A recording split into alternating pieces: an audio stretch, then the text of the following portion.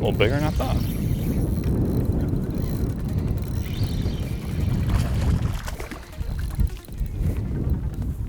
There we go.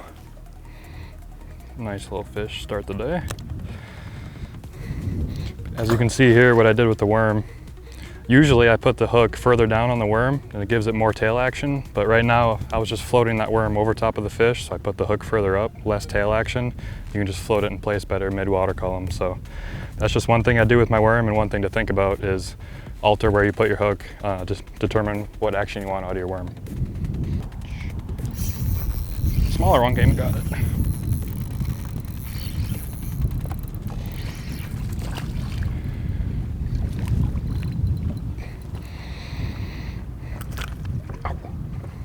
Threw my worm. But these fish are out here floating over top of the grass on the end of this point and just swimming the worm right over top of them. They're coming up and getting it, so super fun way to fish a worm, and it's one of my favorite techniques of all time. So just swim the worm on a super lightweight. I'm throwing a 16th ounce right now, but yeah, just swim the worm right over top of them just like you would a minnow, and it's just something they haven't seen so much yet. So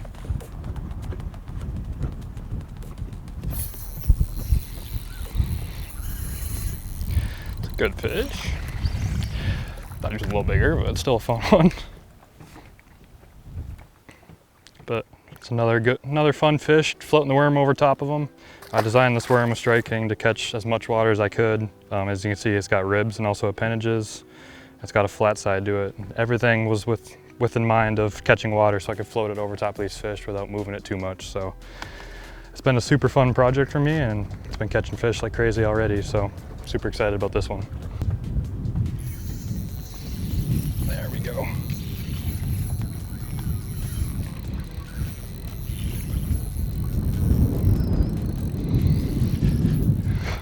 Fighter. Ooh, I shook my worm. Super fun one there. But when guys think of Neko rigging, most people think of fishing on the bottom, but one thing I've loved to do for quite a few years now is actually fish a Neko rig mid-water column.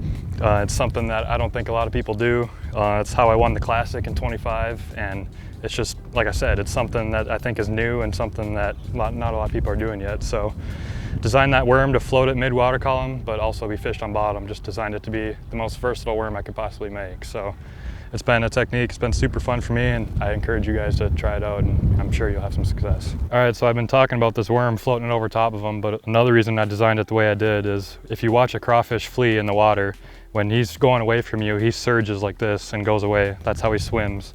And when you pull this worm, it looks exactly the same way with that tail. It'll surge away from you when you pull it. And that's another reason I designed this tail the way I did, is try to look just like a crawfish fleeing.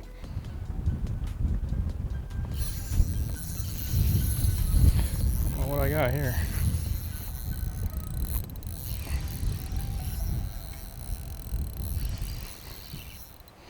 Not bad.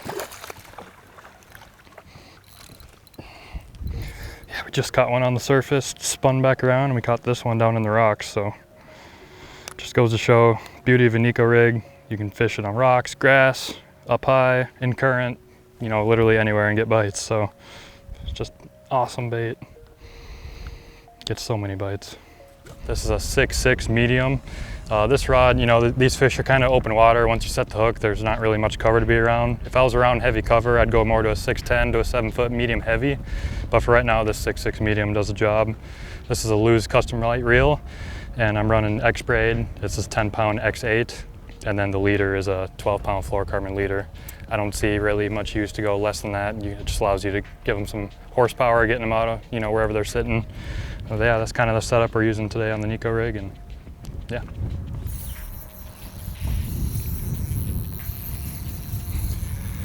Feels nice. That one bit it right on the surface.